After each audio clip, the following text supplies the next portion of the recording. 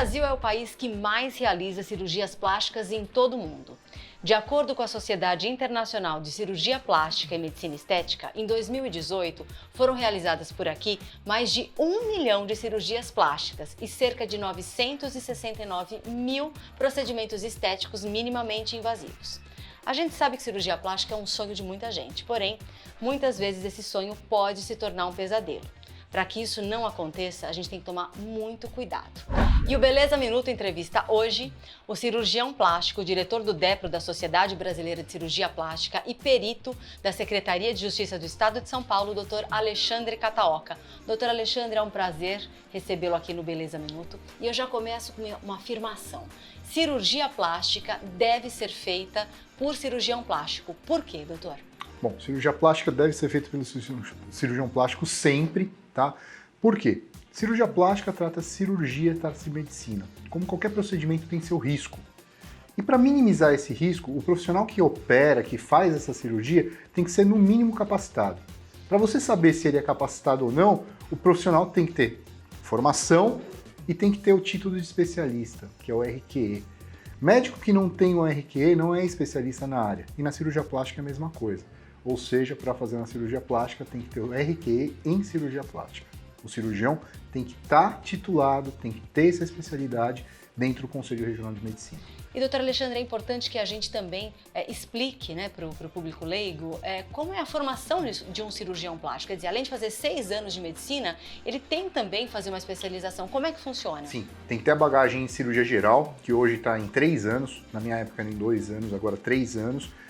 Prestar prova para uma residência médica e fazer mais 3 anos de cirurgia plástica. Depois disso, ele tem que fazer a prova de título de especialista. Nessa prova, se ele é aprovado, ele consegue sim o título de especialista, dá entrada no CRM com RQE de especialista. E muitas vezes, a gente faz outras especializações, começa a estudar mais um campo que você tem mais aptidão. Então sempre está estudando, né? É diferente de você pegar um médico generalista, acabou os 6 anos e se autodetermina como cirurgião plástico e vai fazer o procedimento.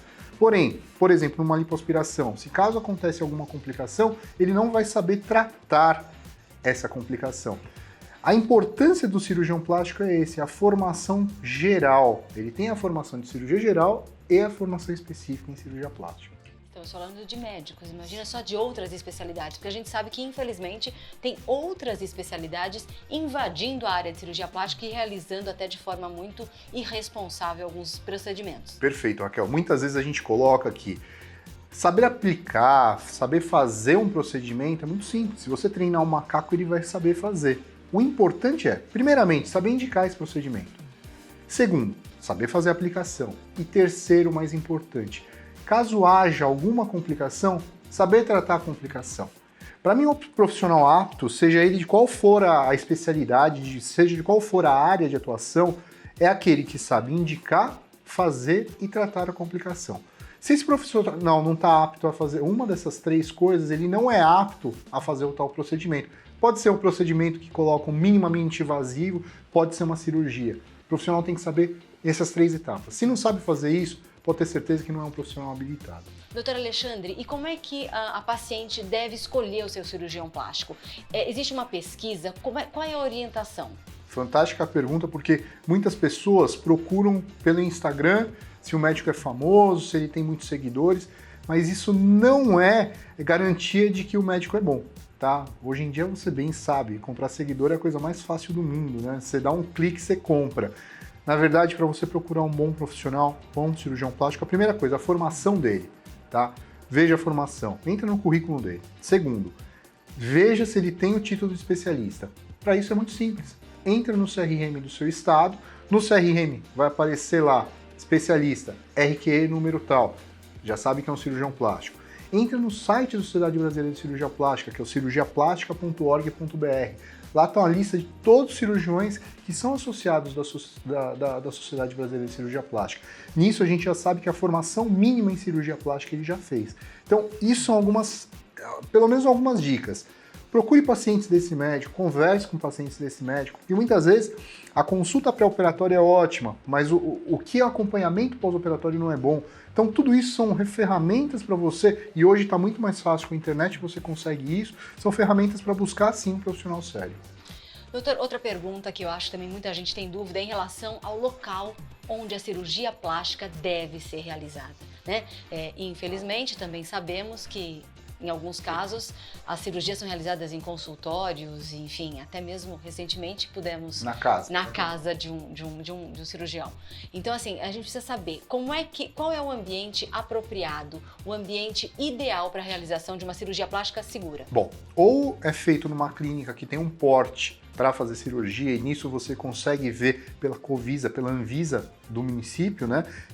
Tem esses portes cirúrgicos, então se a clínica é apta a realizar, não há problema algum, é porque tem todo o aparato por trás disso, tá? Ou em um hospital que seja um hospital próprio para isso, né? Existem hospitais que não são adequados, e isso tem também, nas regras hospitalares também tem a Anvisa, a Covisa que determina qual ambiente que é ou não apto a fazer isso. Muitas vezes, alguns colegas fazem sim ambientes inapropriados que, se acontece alguma coisa, não tem como socorrer, não tem como acudir esse paciente. Isso com certeza impacta no custo, e é por isso que as pessoas acabam recorrendo a esse tipo de alternativa extremamente insegura, vamos dizer Mas assim. aquele ditado, barato sai caro mesmo, tá? Em cirurgia plástica não é diferente, tá? Cirurgia plástica tem que ser feita em um ambiente propício para isso, um ambiente certo para isso. É uma clínica ou em um hospital que seja credenciado para tal.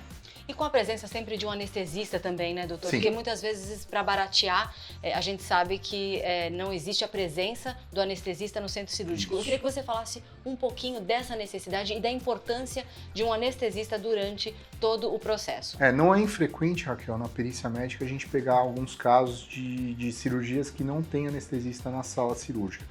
Inaceitável, né? O anestesista é o profissional adequado para acompanhar a cirurgia do início ao fim, né?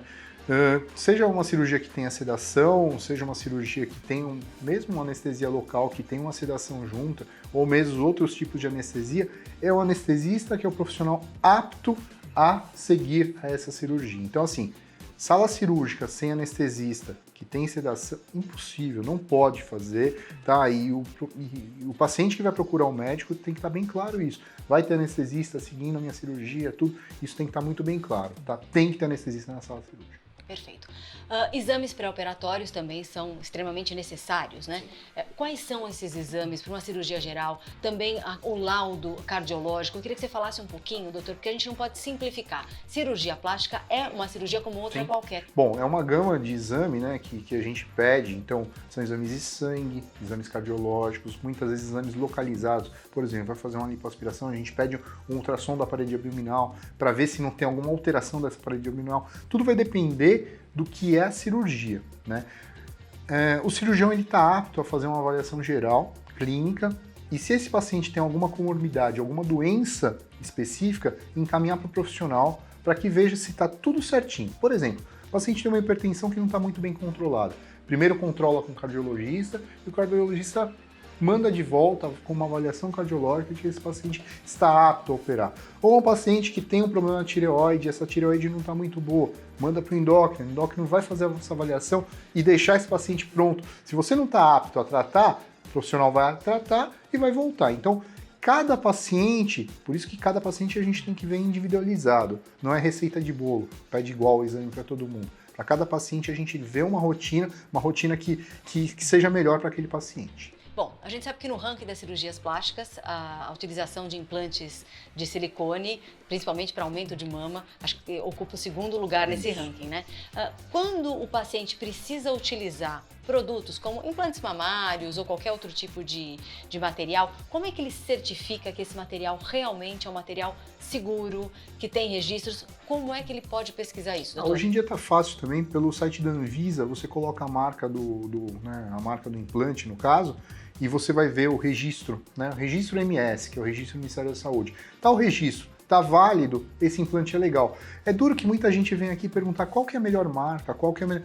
Não existe isso. Na verdade, as marcas que são certificadas, que têm o selo do Inmetro e têm a certificação da Anvisa, são marcas boas, porque foram duramente testadas. Aqui o Brasil ele tem o bom, né, que a gente tem um critério muito grande da avaliação de marcas e implantes, tá? Então, pode ter certeza, sem a certificação é um implante bom. Doutor, a gente sabe também que é muito comum, principalmente as mulheres, né? Já que eu vou fazer uma cirurgia plástica, já que eu vou aumentar a mama, eu vou aproveitar e vou fazer uma lipoaspiração, já que eu estou no centro cirúrgico, eu vou aproveitar e dar uma empinada no nariz. É o tal do que a gente chama de os procedimentos casados. Qual é o limite de um procedimento? A gente pode fazer quantos procedimentos? Existe um tempo mínimo que a gente pode permanecer dentro de uma sala cirúrgica? Qual é esse limite? É um grande problema, Raquel, porque assim, depende muito do tempo cirúrgico do médico, depende das condições clínicas do paciente. Nós não vemos, né, problemas de protocolo mesmo, de fazerem cirurgias combinadas, tá? Desde que não ultrapasse grandes tempos, porque a gente sabe que quanto maior o tempo cirúrgico, maior o risco, que é o que a gente chama de mortalidade. São os maiores riscos de ter problemas intra e pós-operatórios. Então, assim, vai um pouco do bom senso do médico e do paciente, né? Existem alguns trabalhos que falam um limite de tempo para uma cirurgia eletiva de cirurgia plástica de 6 horas, tá? Mas ainda não é protocolo, tá? Então tem médicos que demoram mais, a gente não vê problema, desde que o paciente tenha condições clínicas para fazer aquela cirurgia. Por exemplo, paciente obeso, paciente que tem problemas cardiológicos, paciente que tem problema de pressão. Pô, você vai ficar com uma cirurgia combinada que vai demorar 10 horas? Não, é bom senso. Você sabe que o risco é maior. Então, assim, não existe um tempo limite. Porém, vai do bom senso do médico, do profissional que está avaliando juntamente com o paciente e não ultrapassar muito o período aí de 6, 8 horas de cirurgia. Falando um pouco também de custo, óbvio que a gente não vai falar aqui quais são, não existe uma tabela, porque a gente sabe que cada profissional tem a sua prática e tem os seus honorários. Se você pesquisa, vê que aquela cirurgia plástica, a média de preço é X, aquilo está muito abaixo, é um sinal, doutor? É um sinal, sim, porque os custos são muito próximos de todos os médicos. Vai ter custo hospitalar, custo de implante, etc, etc. Não dá para sair muito daquilo, né? Se está muito baixo, pode ter certeza que alguns dos itens de segurança vão estar faltando. Então tome cuidado, porque cirurgia plástica é ter segurança. Se você não tem um item de segurança, pode ter certeza que o risco vai aumentar. Então não tem milagre em valores de cirurgia plástica, tá? Viu que o valor está muito abaixo? Pode desconfiar e vai atrás, porque alguma coisa de estranha está acontecendo. Doutor, um pós-operatório, a gente sabe que o pós-operatório é extremamente importante. O que a paciente deve esperar de um pós-operatório da parte, né, da conduta do médico, para que ela realmente saiba o que exigir desse profissional? Bom, sempre num pós-operatório o médico ele tem que estar disponível através de um telefone, de um WhatsApp ou de algum assessor, alguma assistente que esteja disponível. Por quê? Se acontece qualquer coisa de diferente, é esse profissional que tem que ser alertado, não outras pessoas. Por exemplo, estou com mais vômito, eu estou tendo muita fraqueza. Tem que alertar o profissional, que é o seu profissional assistente. Por quê? Às vezes um pequeno sintoma, se você tratar rapidamente, não vira um grande problema. Então assim, o médico ele tem que estar disponível, sim, próximo do paciente. Se não for o médico, um assistente dele. Você já mencionou no começo da nossa entrevista, a gente sabe que agora com as redes sociais, né, infelizmente muitos profissionais acabam utilizando, né, esse recurso e acabam colocando fotos, resultados que muitas vezes a gente sabe que são inalcançáveis. Isso também, doutor, é um sinal, né, para paciente, ou seja, cuidado, porque essa exposição excessiva midiática também a gente tem que tomar um pouco de cuidado, né? Kel, o médico que não respeita a ética pode ter certeza que não vai respeitar o paciente.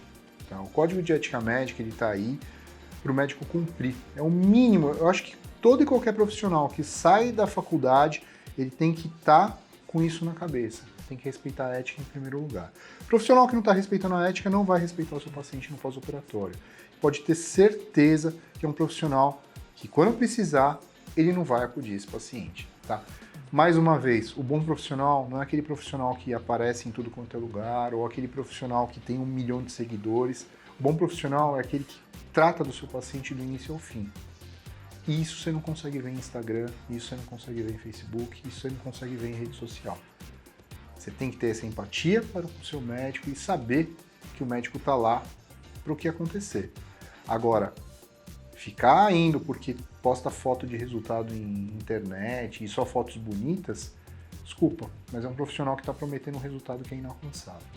Falando em resultados também, doutor, eu acredito que muitas pacientes chegam, eu quero a boca da Angelina Jolie, eu quero o nariz da Vera Fischer, eu quero, né? A gente sabe disso. Quando ela se depara com um profissional que fala, não, isso é possível, e a gente sabe que não, porque cada um tem o seu biotipo e cada organismo é um organismo. Também outro indício de que é para tomar cuidado. Tá errado, porque não tem garantia de resultado em cirurgia plástica. É impossível dar garantias de resultados em medicina, de modo geral. Por quê? O nosso corpo, ele não é matemático. Pode acontecer de tudo. Cicatrizes imperfeitas, fibroses, alterações de cicatrização. Como que o cara pode prometer um resultado? Impossível. O médico promete resultado, o médico já está fazendo coisa errada. Doutor Alexandre, eu quero agradecer o seu tempo e as suas orientações. Eu tenho certeza que a gente fez uma pauta esclarecedora e muito necessária. Obrigada por doar o seu tempo e eu quero aproveitar também essa oportunidade e já convidar você a entrar no nosso canal, se inscrever, ativar o sininho e curtir todos os nossos programas. Obrigado mais uma vez, Raquel. Assim que precisar, é só chamar que a gente está à disposição aí. Muito obrigada, doutor Alexandre, mais uma vez, e parabéns pelo belíssimo trabalho que você vem conduzindo aí à frente do DEPRO. Obrigado. E não esqueça de se inscrever no nosso canal e curtir os nossos programas. Te vejo no próximo Beleza Minuto.